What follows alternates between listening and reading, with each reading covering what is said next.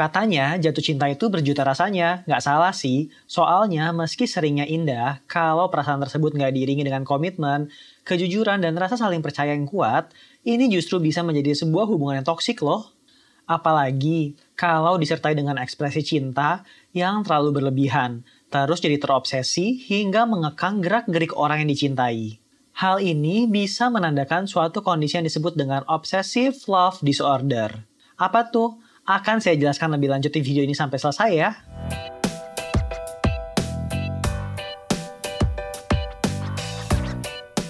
Halo, saya Dr. Deski dari Halo Dokter. Obsessive Love Disorder atau OLD adalah suatu kondisi saat seseorang menjadi terobsesi terhadap orang yang sangat dicintainya. Hal ini nggak cuma bisa terjadi pada hubungan pernikahan maupun pacaran saja, tapi juga pada seseorang yang bahkan nggak menjalin hubungan apapun dengan orang yang dicintainya. Maksudnya, dia ngerasa orang yang dicintainya itu juga mencintai dirinya, padahal kenyataannya belum tentu benar. Dalam medis, kondisi ini dikenal dengan istilah erotomania. Sayangnya, sampai sekarang penyebab obsessive love disorder ini belum diketahui secara pasti. Tapi, kondisi ini diduga berkaitan erat dengan beberapa gangguan mental seperti OCD atau Obsessive Compulsive Disorder, gangguan bipolar, borderline personality disorder, dan attachment disorder, yaitu gangguan mental yang membuat penderitanya merasa susah menjalin hubungan atau justru terlalu terikat secara emosional terhadap orang lain. Selain itu, orang yang mengalami obsessive love disorder biasanya juga memiliki riwayat trauma psikologi seperti pernah ditinggalkan oleh pasangan atau pernah sangat sakit hati karena diselingkuhi. Seseorang yang terjebak dalam obsessive love disorder ini umumnya nggak menunjukkan gejala apapun di awal hubungan. Tapi, seiring berjalannya waktu dan semakin lama hubungannya terjalin, maka gejalanya pun akan semakin terlihat. Sebelum saya jelaskan apa saja gejala obsessive love disorder, saya mau kasih tahu kamu info menarik nih. Kalau kamu mau nanya-nanya langsung ke dokter soal psikologi atau masalah kesehatan lainnya, cobain deh layanan telemedicine chat bersama dokter di aplikasi Halo Dokter. Di aplikasi ini ada banyak dokter yang bisa kamu ajak konsultasi, mulai dari dokter umum, dokter spesialis, sampai ke psikolog. Respon dokternya juga cepat, nggak sampai 5 menit biasanya sudah dijawab oleh dokter kok. Sudah gitu, penjelasan dokternya mudah dimengerti dan tentunya akurat secara medis. Terus nih, kalau dari sesi konsultasi ternyata kamu butuh pemeriksaan maupun penanganan lebih lanjut, dokter juga bisa bantu arahin kamu loh untuk buat janji konsultasi ke klinik atau rumah sakit terdekat dari rumahmu saat itu juga. Cuma lewat aplikasi Halo Dokter. Lengkap kan fiturnya? Makanya, yuk download aplikasi Halo Dokter di Google Play maupun App Store sekarang juga. Oke, sekarang saya bakal jelaskan apa saja gejala obsessive love disorder. Biar kamu lebih waspada, ingat baik-baik ya gejala berikut ini.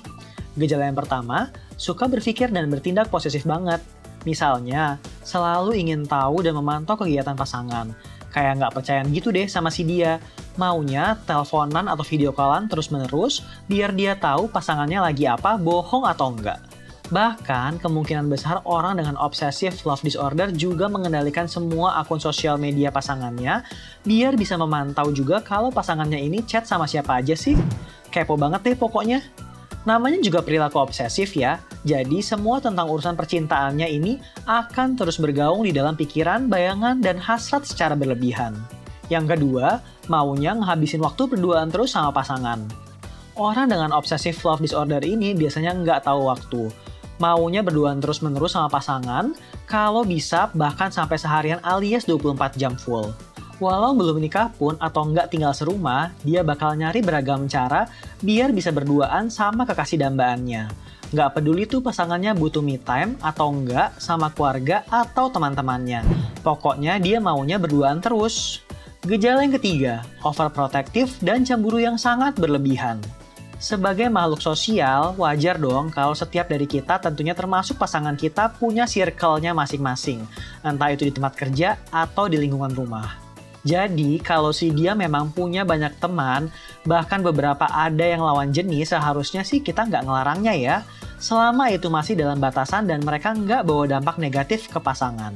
Tapi, pada orang dengan obsessive love disorder, ini bukan sesuatu yang bisa dengan mudahnya diterima loh. Orang dengan OLD cenderung bakal marah kalau pasangannya menjalin hubungan pertemanan dengan lawan jenis, walaupun itu cuma hubungan pertemanan biasa atau sekedar rekan kerja saja. Cemburunya orang dengan obsessive love disorder ini juga sangat beda dari orang biasanya. Bahkan terkesan kayak nggak ngebolehin sama sekali pasangannya dekat-dekat atau bahkan sekedar berada dalam satu area yang sama dengan lawan jenis. Ya, cemburu memang tanda cinta. Tapi kalau sudah berlebihan kayak gini sih itu bukan cinta lagi namanya, tapi penjara ya. Lanjut ke gejala yang terakhir, yaitu adalah mengendalikan kehidupan pribadi seseorang yang dicintainya. Ini masih berkaitan sama gejala sebelumnya. Sebenarnya, orang dengan obsessive love disorder bukan cuma berusaha buat mengendalikan kehidupan sosial pasangannya saja, tapi juga kehidupan pribadi bahkan kondisi keuangan pasangannya loh. Intinya sih, semua hal yang menyangkut pasangannya diatur oleh dia. Jadi, pasangannya kayak nggak punya hak atas kehidupannya sendiri, lagi-lagi khas perilaku obsesif. Terus, ketika orang dengan OLD tersebut berhasil mengatur kehidupan pasangannya, dia juga bakal merasa sangat bahagia. Dia pun kayak nggak begitu peduli dengan tanggapan pasangannya terhadap perlakuannya, karena dia menganggap apa yang dia lakukannya adalah yang terbaik untuk hubungan mereka berdua. Kalau gitu, apa obsessive love disorder bisa diatasi, dok? Pertanyaan bagus nih.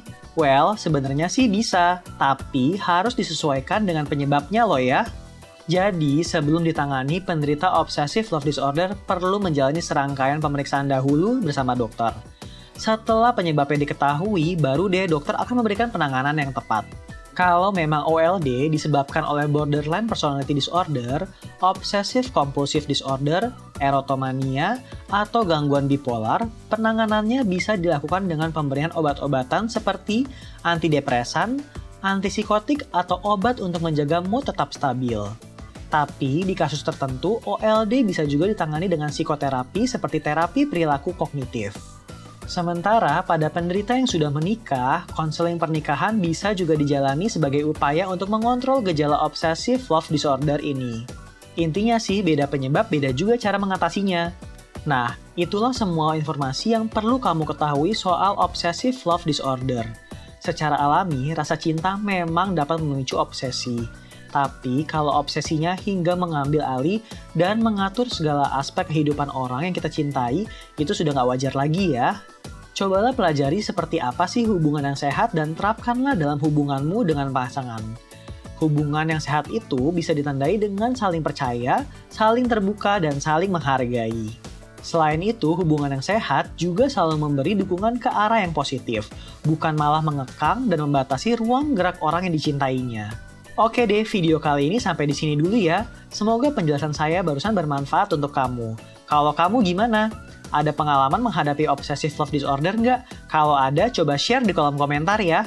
Terus, kalau kamu punya saran atau tema selanjutnya yang asik dibahas di YouTube Alo Dokter, tulis juga di kolom komentar ya.